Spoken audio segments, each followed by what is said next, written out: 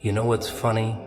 People walk around every day pretending they're in control, clutching their little plans, their calendars, their 5-year visions like it all means something.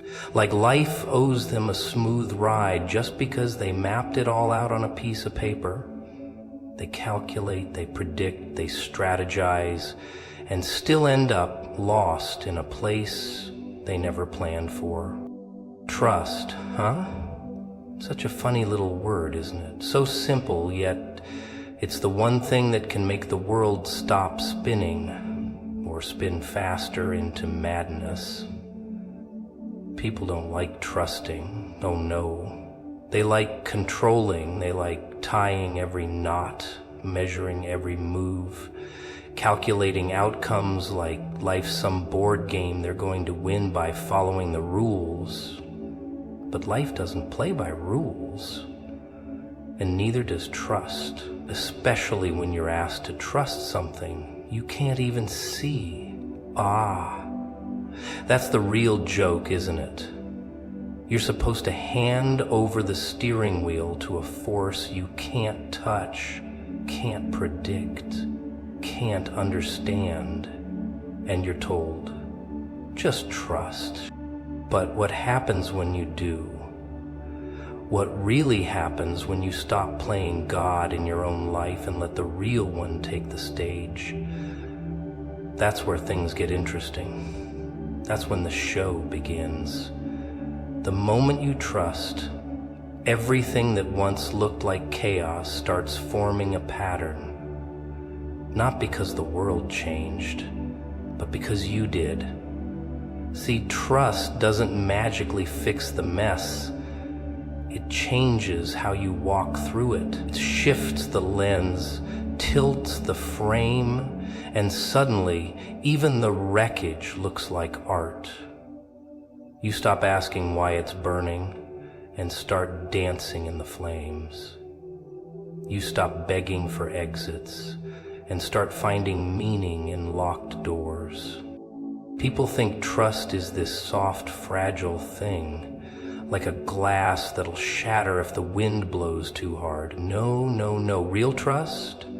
It's fireproof. It's bulletproof.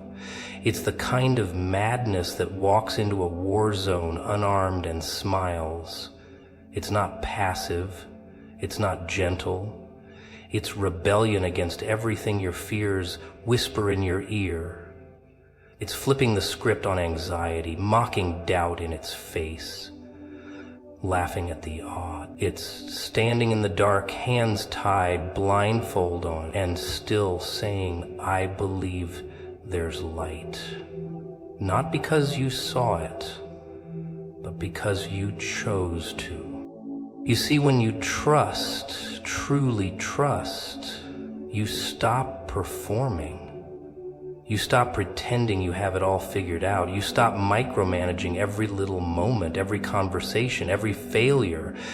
And that's when something strange happens. Things start aligning. Not all at once, not neatly, not in the way you hoped, but in the way it was always meant to. People show up, doors open, answers arrive, not because you forced them, but because you got out of the way. Because trust creates space, and in that space, something higher moves, something wiser, something wilder. It's funny, isn't it? All your life you're taught to plan, prepare, push, but the real shift happens the moment you stop pushing, the moment you exhale. The moment you let go of your grip and whisper, okay, you lead now. That's when the gears start turning. That's when what you've been begging for starts hunting you down. Not because you deserved it, but because you trusted it. And it's not always pretty. Sometimes trust means watching everything crumble before anything is built. Sometimes trust means silence where you wanted answers. Sometimes it means walking with tears in your eyes and hope in your heart. But that's the trick, isn't it? That's the tension. the chaos of trust. It doesn't promise comfort, it promises purpose. It doesn't guarantee ease, it guarantees evolution. People will look at you and say, "How are you still standing?" And you'll smile because you know. Because something in you knew all along that the hands behind the curtain were never going to let you fall. You'll laugh, not because it was easy, but because it was worth it. You'll start seeing how the pieces fit, how every detour was direction, how every delay was divine, how every heartbreak was a setup for healing. You won't need to control anymore. You won't need to chase, because trust already brought you what fear tried to steal. Trust is dangerous, it's reckless, it's wild, it's the most powerful weapon disguised as surrender. The world will call you naive. Let them. They don't know that the most dangerous people are the ones who trust with eyes closed and hearts wide open. Because nothing, absolutely nothing, can stop someone who believes even when there's no proof, who walks when there's no path, who builds when there's no blueprint, who sings when there's no sound. That kind of madness, that kind of fire, that's what moves mountains. That's what flips fate. That's what makes the heavens lean in closer to watch. Everyone wants control, don't they? Oh, the illusion. The sweet little illusion that if you just plan hard enough, work smart enough, hustle long enough, you can force life to obey you. You think you're the master of your fate, the captain of your soul. You wake up, set your schedule, chase your goals, chase your money, chase your validation like a good little puppet in the grand circus of existence. But what if I told you none of it matters if you don't put him first?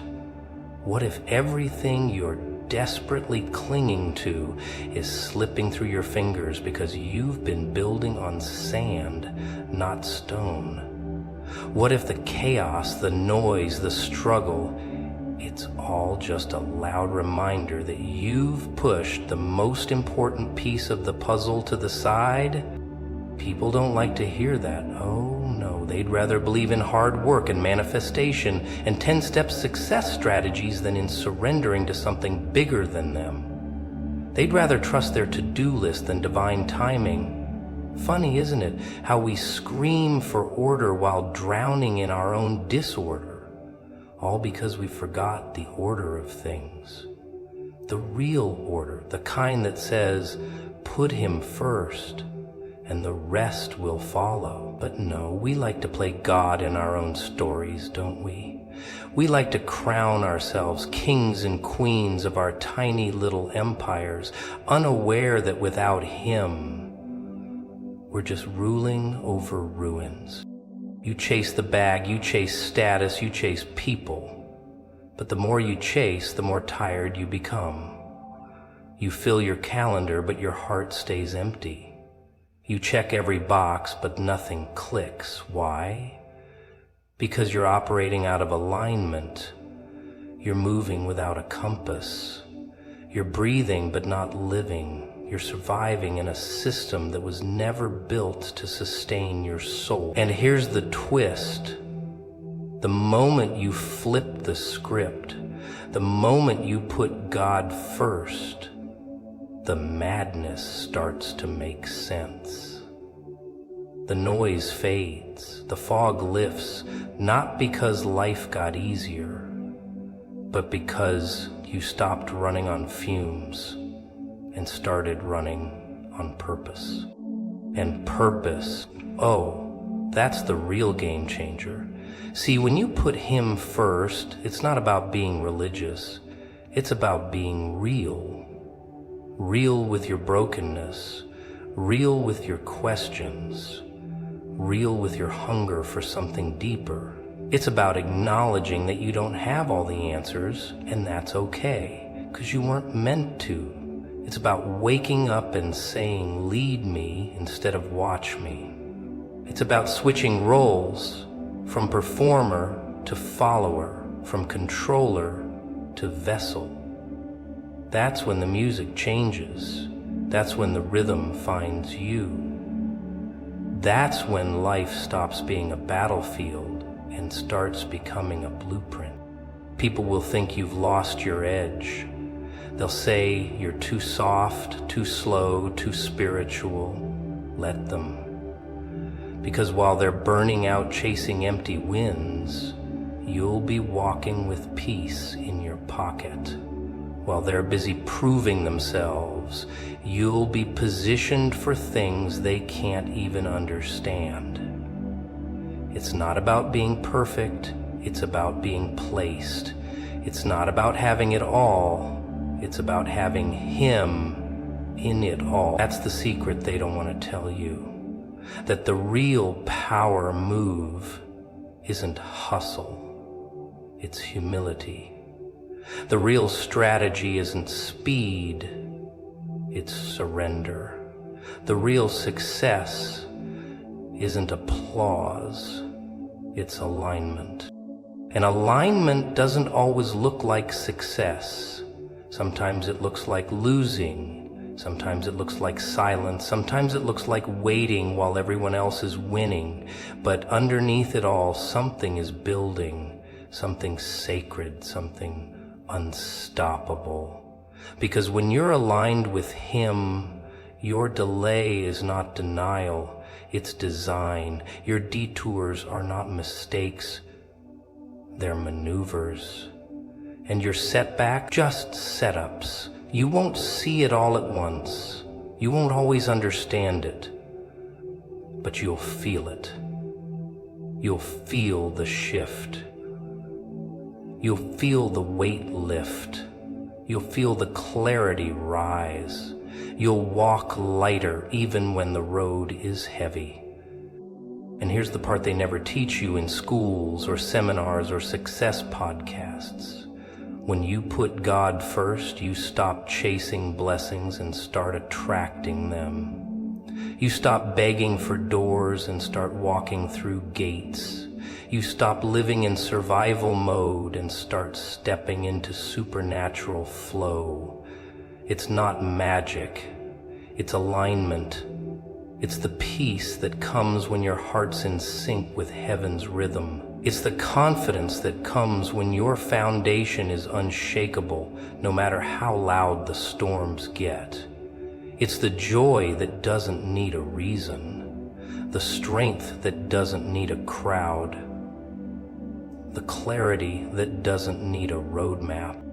You ever notice how people love to say, "I'll believe it when I see it," as if their eyes hold the final verdict on reality, as if their tiny little human vision is the only lens through which truth can be measured. Cute, really. People walking around like detectives looking for proof, evidence, signs. But faith? No, no, no. Faith asks you to walk without a map. Faith asks you to leap when there's no net. Faith whispers, go, when everything in you is screaming, stay. And that, my friend, that's where the madness begins. Not in chaos, but in the quiet decision to trust what you can't see. People like logic, people like steps, 1, 2, 3, cause and effect, results and rewards. But when it comes to Him, the game isn't linear, it's layered, it's abstract, it's poetic, it's insane, really. He doesn't show you the whole staircase, He just hands you the first step and says, move. And most can't handle that. They'd rather sit in confusion than walk in obedience. They'd rather wait for signs than trust the whisper. They'd rather analyze the risk than follow the call. Because let's be honest, faith isn't sexy. Faith is messy. Faith is uncomfortable. Faith feels like walking with your eyes closed while the world is watching, waiting for you to fall. And yet, that's where the shift happens. That's where the real transformation begins. When you stop needing all the answers, when you stop waiting for clarity, when you decide that even in the dark you'll walk, even in the silence you'll trust, even in the storm you'll move.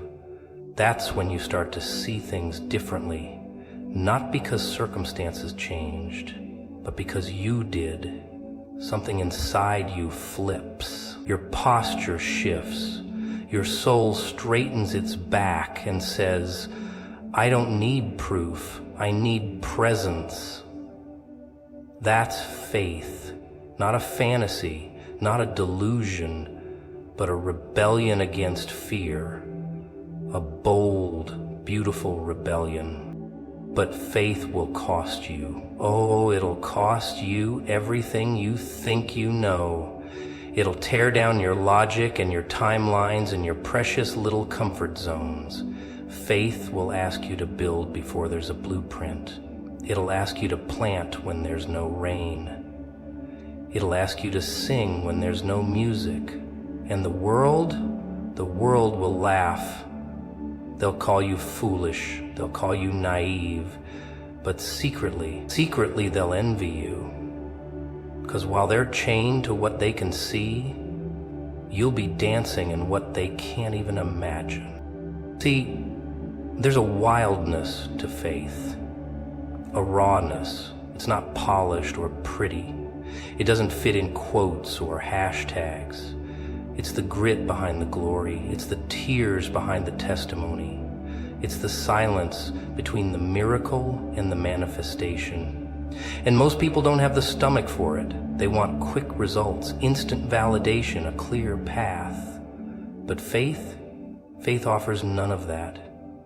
Just a voice, just a nudge, just a strange, sacred knowing that somehow you're not walking alone. And maybe that's the whole point. Maybe faith isn't about getting somewhere faster. It's about walking with Him slower. Maybe it's not about the destination. It's about the intimacy built in the journey. Maybe the real miracle isn't what you're chasing, but who you're becoming while you chase it. The strength you're gaining, the courage you're collecting, the trust you're developing. You don't see it at first. You just feel tired, you feel stretched, you feel misunderstood, but somewhere in that tension, something holy is forming. Something fierce, something unshakable. You learn to move without applause. You learn to obey without confirmation. You learn to keep going even when the doors stay shut. Because deep down, you've tasted something the world can't offer. Certainty in uncertainty. Peace in process. Purpose in the pause. And that kind of faith, that kind of faith changes you. It rewires your soul. It rewrites your narrative. It teaches you that you don't need to see the whole picture. You just need to trust the painter. And trust, real trust, is dangerous. It's reckless. It's radical. Because it means letting go of control. It means handing over the pen and saying, write your story, even if I don't understand the plot. It means burning your backup plans and betting everything on a God you can't see, but feel more deeply than anything else in this world. It means living upside down in a world obsessed with certainty. It means choosing presence over proof, obedience over outcome, surrender over strategy. It means walking when nothing makes sense, believing when everything says stop, moving when your legs are shaking and your heart is screaming and the path ahead is nothing but fog. You want to know something funny? People keep praying for peace, for clarity, for breakthrough. but they can't even make it through a quiet room without checking their phones every 5 minutes. Isn't that just deliciously ironic? They ask God to speak, but their minds are louder than any whisper heaven could ever send. They want answers, but they don't want silence. They want direction, but they can't stand still long enough to hear it, because silence is uncomfortable. Silence is haunting. Silence makes you face things you've buried. But that's where the real transformation starts, doesn't it? Not in the noise, but in the eerie stillness. See, most people think growth happens when things are happening. Big moments, big moves, big results. But the truth, real growth, soul-deep, spine-bending, ego-shattering growth, it happens in the silence, in the pause, in the hallway between prayers and promises, when the spotlight's off, when the claps fade, when it's just you and the voice you've been trying to ignore. That little voice, you know the one that pokes at your scars, laughs at your plans, exposes your fears. That voice doesn't show up in the noise. It lives in the quiet. And God, He speaks through that silence like a surgeon. Not to entertain you, not to impress you, but to dismantle you. But people don't like being dismantled. They like being inspired, sure, but undone? No. That's too real, too raw. They want revelation without refinement. They want miracles without stillness. But heaven has a funny way of stripping distractions before delivering breakthroughs. It'll take your comfort, your connections, your crutches, one by one, not to punish you, no, but to isolate you, so you finally hear what's always been there, hidden behind the clutter, buried under the noise. And when everything goes quiet, when the notifications stop, when the conversations dry up, when even your own thoughts start to echo, you realize just how loud God's silence really is. That silence, it's not empty. It's full of healing, full of wisdom, full of direction, but only for those brave enough to sit in it. Most people can't handle that. They panic. They distract themselves. They run back to the chaos they prayed to be rescued from, because silence feels like death to a noisy soul. But to a surrendered soul, silence is resurrection. It's the space where you unlearn the lies and relearn the truth. It's where masks melt, facades fade, and you meet the raw version of you. The version God actually called, not the version the world applauded. And maybe that's why God removes distractions, not because He's cruel, but because He's preparing you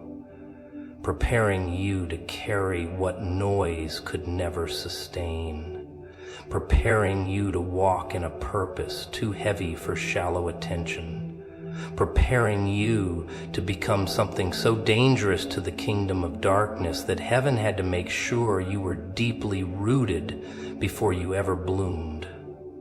And that kind of preparation, it's lonely, it's quiet, it's surgical, but it's holy.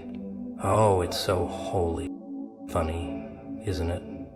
How we ask for clarity but reject stillness. How we crave purpose but avoid isolation. As if God owes us a comfortable process. As if miracles come with mood lighting and background music. No, the miracle is often birthed in the wilderness, in the silence, in the sacred tension of not knowing. And if you're not careful, you'll mistake the quiet season for abandonment.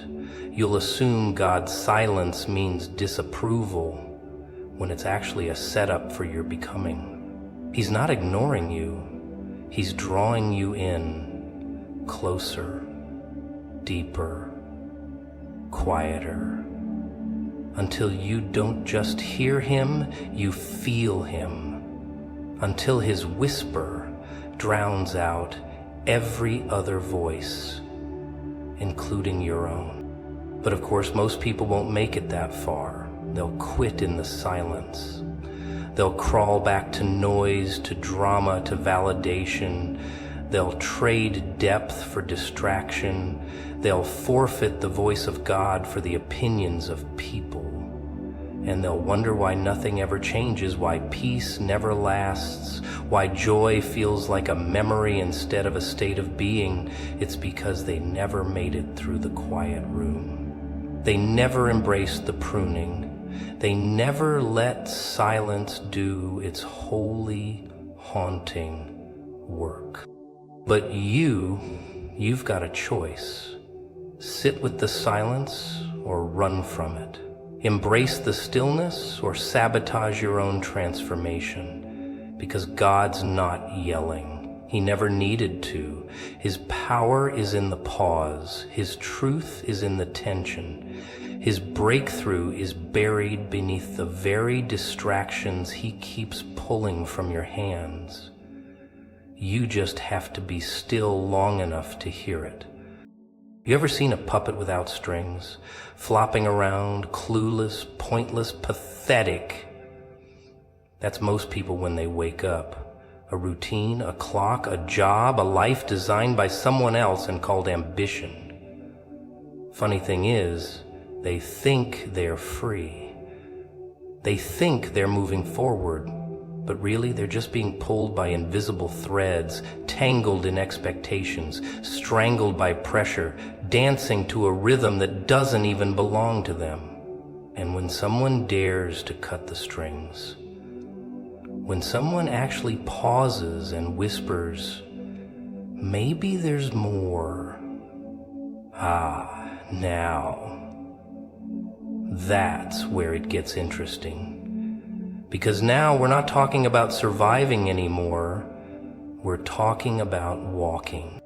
Walking every day with something bigger, something unseen, something that doesn't need a title, a schedule, or a performance review to validate its presence. Walking with God isn't glamorous, no selfies, no claps, no promotions, just steps. Slow, deliberate, quiet steps. Through mud, through fire, through shadows, while everyone else is sprinting toward noise, chasing validation like addicts, here you are, walking. 1 foot at a time, 1 breath at a time. No map, no audience, just whispers from a place deeper than your logic can reach. But you try telling that to people. Tell them to stop running, to stop proving, to stop fixing their lives like a broken machine and just walk. And they'll laugh. Because walking looks weak, looks lazy, looks uncertain. But that's the joke, isn't it? It takes more strength to walk in silence than to scream in chaos. It takes more courage to move slowly with God than to run blindly with the crowd. Because walking with God, that means trusting steps you don't understand. It means waking up and saying, I don't know what's next, but I'll still move. It means letting go of that twisted need to control everything and letting your faith be louder than your fear. And don't get it twisted, walking with God doesn't mean life becomes easier. Oh, no. It gets harder. The path gets narrower, the light gets dimmer, and the silence becomes deafening. Because now, you're not chasing distractions, you're facing demons. Not the kind with horns and pitchforks, no, the ones that live in your mirror. the ones you've kept busy trying to avoid, the insecurities, the doubts, the wounds you buried under achievements and applause. Now they crawl out, one by one, because walking alone with God means there's nowhere to hide anymore. And most people aren't ready for that kind of exposure. They want miracles without the walk. They want blessings without obedience. They want God to move mountains while they sit comfortably sipping excuses. But faith doesn't grow in convenience. It grows in resistance, in discomfort, in the space between where you are and where you're called to be. And the only way to bridge that gap is to walk, not skip, not sprint, just walk every single day, even when you don't feel spiritual, even when it's raining, thundering, collapsing around you. Because that's where the relationship is built, not in the noise of religion, but in the rhythm of daily obedience. You see, this isn't about being perfect. It's not about pretending you've got it all figured out. It's about showing up in your mess, in your doubts, in your darkness, saying, here I am. I don't have the answers, but I'll keep walking. That kind of posture breaks chains. That kind of surrender shifts atmospheres. Because now, you're not walking for approval, you're walking for identity, not striving to earn love, but walking in it. That's dangerous. That's powerful. That's the kind of walk hell fears, not the loud, attention-seeking faith, but the quiet, unshakable kind, the kind that keeps moving even when no one's watching. People will call it strange. They'll say you've changed. They'll call you foolish, too slow, too quiet, too deep. But what they'll never understand is that walking alone with God is the most rebellious thing you can do in a world addicted to chaos. It's the middle finger to systems that want you numb, predictable, obedient to the machine. Because when you walk with God, you don't need the machine anymore. You don't need the applause. You don't need the validation. You got something they can't see. And they'll mock it, hate it, try to break it, but they'll never match it, because no one can imitate peace that isn't performative. No one can replicate purpose that wasn't manufactured. And the wildest part? Sometimes you don't even know where you're going. You just know who you're walking with, and that's enough. That's the real punchline. You're not moving forward because of a plan. You're moving forward because of a presence. And in that presence, even your weakest step becomes a weapon. Even your silence becomes a sermon. Even your scars become strategy.